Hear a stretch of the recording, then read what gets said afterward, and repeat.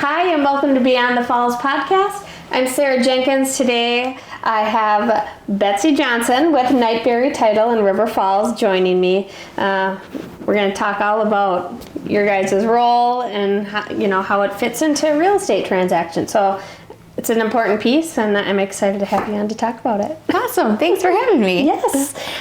My first question that I like to ask everyone is, what's your connection to the River Falls area? We moved to River Falls in 2006.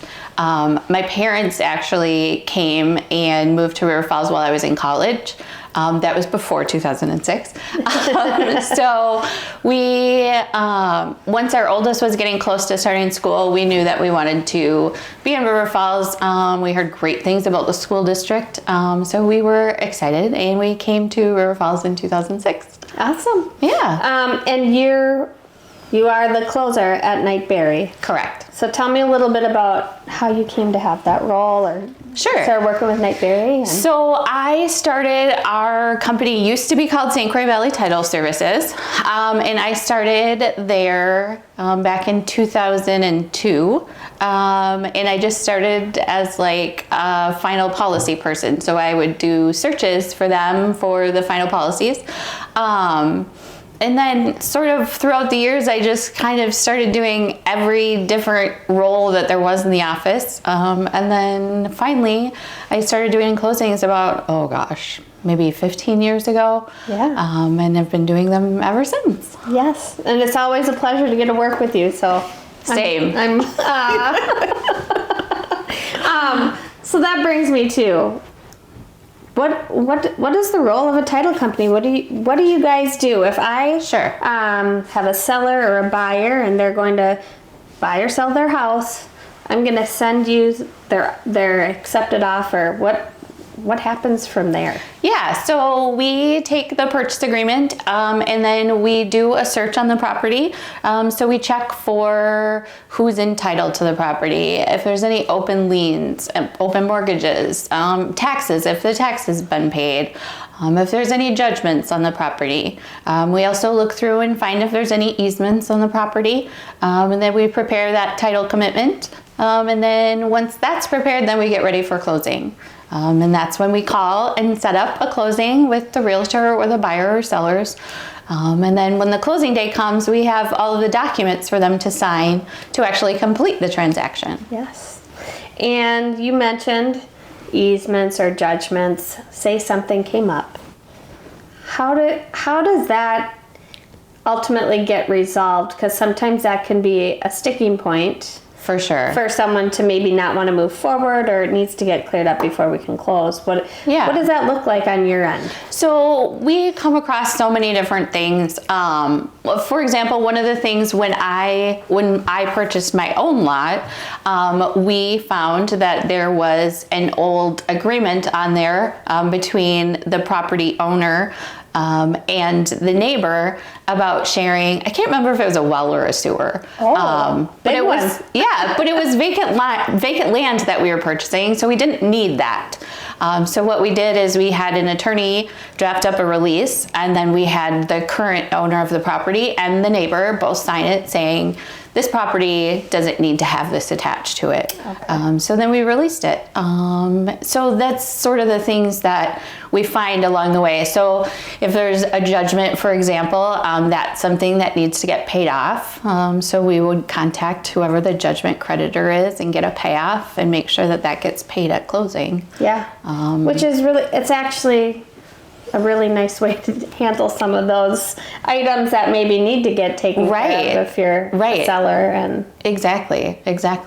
What's the most interesting thing that you maybe had come up? So we found, out of curiosity, I've never asked you that. So. No, we found a lot of different interesting things. The funny thing is, back in the day, people used to have abstracts.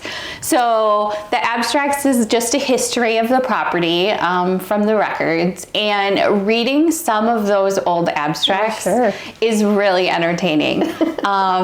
They used to, some would say like, they would have covenants on their property that said you can only have 2 chickens and a dog, and that was it. So those are kind of funny. But we've also come across things where like someone died in title and then there was no heirs to take over, so we had to go through different probate processes with attorneys to get taken care of. So honestly, I've been doing this job for a long time and there's so many random things that pop up. It's so hard to even come up with one at this point. Every day is different, huh? Literally, every day is different. Every day we find a different problem. Abstracts. I'm going to go back to the abstracts. Yes. Because my husband and I bought a house over by the U of M campus, and I don't know, it was built in the early 1900s, and it was so cool that we received the actual abstract. And actually, when we sold it, we pass it along to the new buyers. Right. But how often do you actually even see or receive a paper abstract these days? Not very often. We do still have some floating around. And if somebody does have their abstract, they do get a discount on the title insurance by having it. That is good to know. Yeah, so if they bring it in, we take that, give them, I think it's a 15% discount. Yeah. But yeah, it's a nice discount, it is, yeah. But we don't see them a lot anymore. Yeah. I mean, really, in the last... No, probably 10 years. I was just going to say 10 years, maybe? I would say, yeah. So, yeah. Okay. Yep. I think we stopped updating abstracts maybe about probably 15 years ago or 10 years ago. So that's kind of when they started falling off. Yes. But interesting. Yeah. I always think that's cool to see, especially in like an older building and... Yeah. The history. The history, yeah. Yeah, it's interesting. It is. I was going to ask, so we were kind of just talking about this on the last podcast, but I know traditionally we're going to set up for closing. We go to the office. You have everything ready. Well in advance, usually. I mean, we try. I don't think I've ever had one where you're not prepared, a closing. But we go in, we sign, everyone's happy, we leave.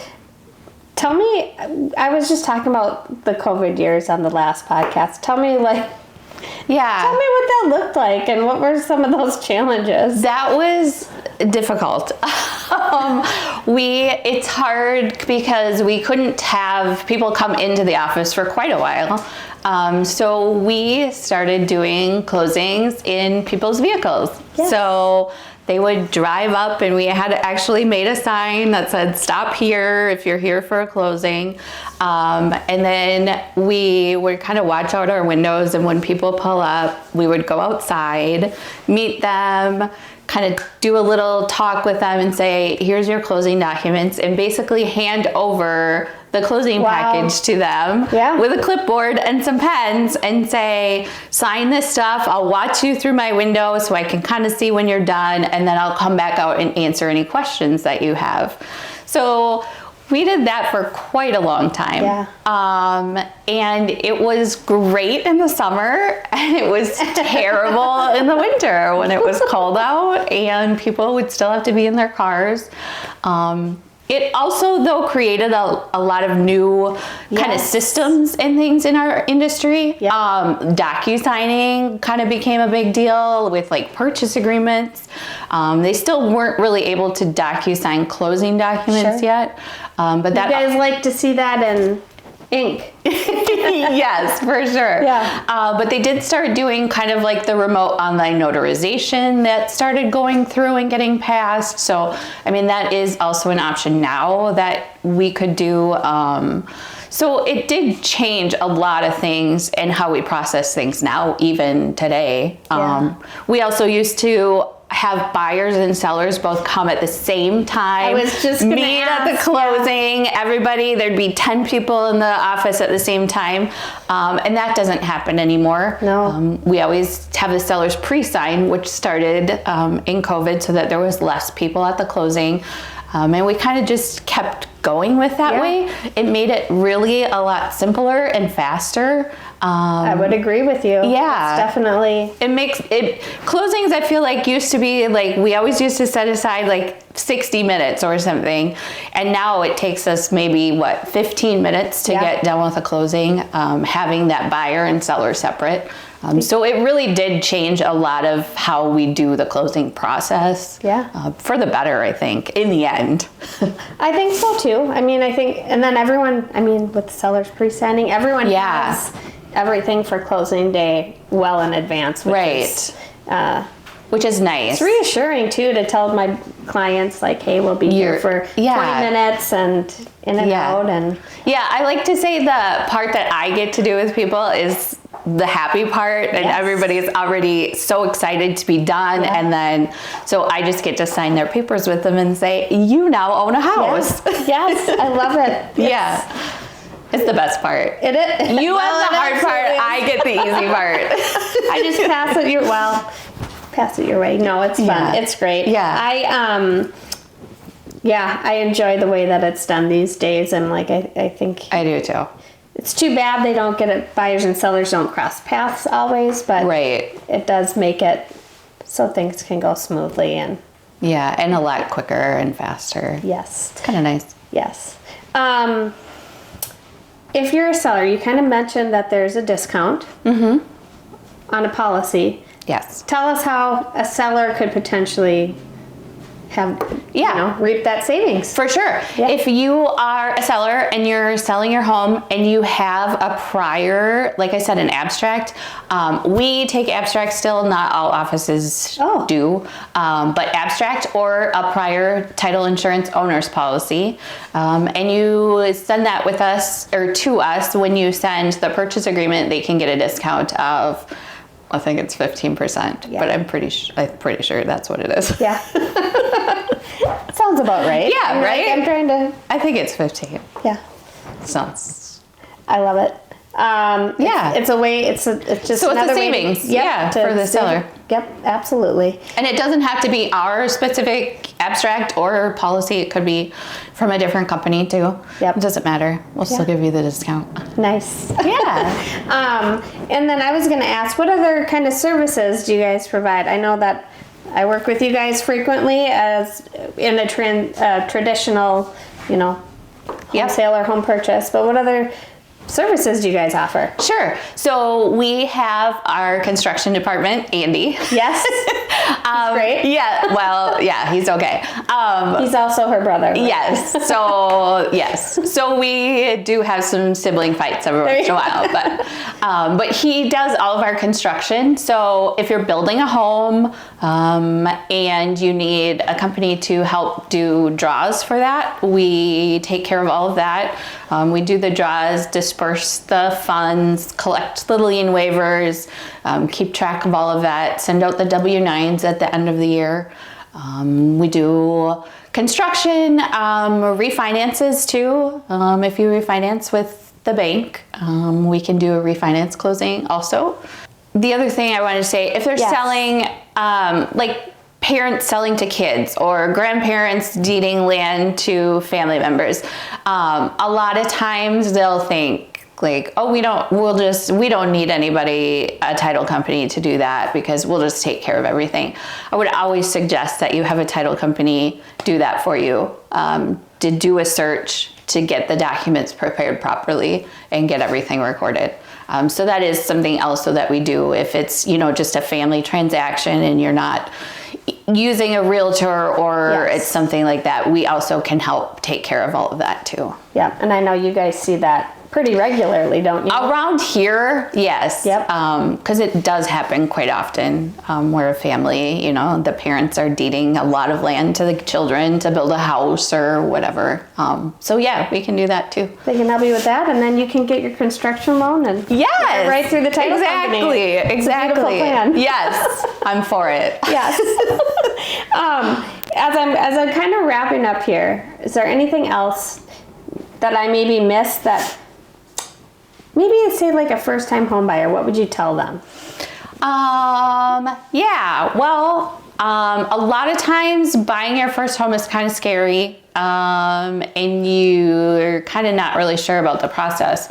But I think a lot of times, like realtors like Sarah do a really good job of preparing people for the process and how that goes. But I like to say we're always here to help. So if people have questions ever, call us or email us. There's literally whoever answers the phone can help you. I mean, we all do a really great job, I think, of helping answering questions for anybody. You're very quick to respond to. I feel like we always get a quick answer. Yes, I feel like there's always one of us that's able to get to it immediately. If one of us is busy in a closing or something, there's always somebody else that can help too.